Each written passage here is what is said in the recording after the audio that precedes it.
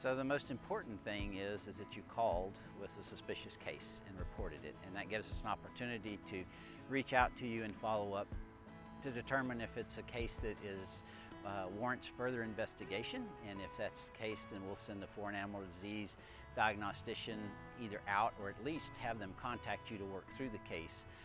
So we'll work through that process with you to obtain those samples and submit those through our foreign animal disease investigation process.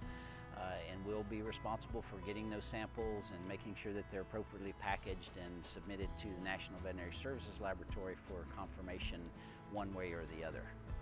In the case that it is an animal that you think is infested with screwworm larvae, we're going to ask that you hold those animals in place in anything that certainly is showing signs of potential infestation, so as not to spread New World screwworm infestation beyond your premises.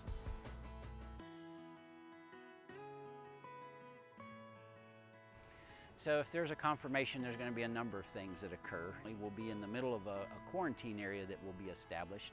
But inside that area, we will certainly be sending folks around to contact landowners and livestock owners and animal owners to, one, provide outreach related to the situation, but two, in the infested zone, get arrangements to have animals looked at or inspected so that we can start establishing the scope or the size of the infestation. Overall, the epidemiological investigation covers a lot of different components to not only include animal movement, but we'll also again get back to initiating the surveillance in the area, both by looking and inspecting wildlife and livestock, by setting up traps to try to find the fly in the environment if it's there.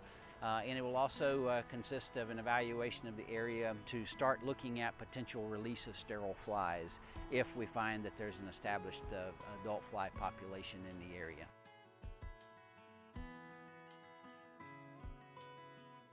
The process for allowing movement out of an infested zone will include an inspection process, a treatment process appropriate to what we find in the inspection and based on the class of animal and where they're moving to.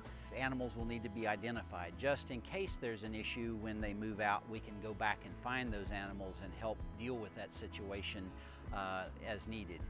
Lastly, there will be a movement permit that will need to be completed and accompany that movement of animals, whether it's one animal or a load of animals, to wherever they're going to out of the infested zone. So the take-home message is that any of these infested areas or infested premises within an infested zone can continue to move livestock and animals. There'll just be additional requirements to get that accomplished. Probably the biggest priority in response to a New World screwworm incursion or infestation will be continuity of operations. Yes, there will be movement restrictions, there will be additional regulatory requirements for animals to move out of infested zones, but most of all, the continuity of operations is something that everybody needs to understand, that will take a community effort to accomplish that. Doing all the things that you can as a producer and an animal owner to, again, protect your animals from potential infestation is critical.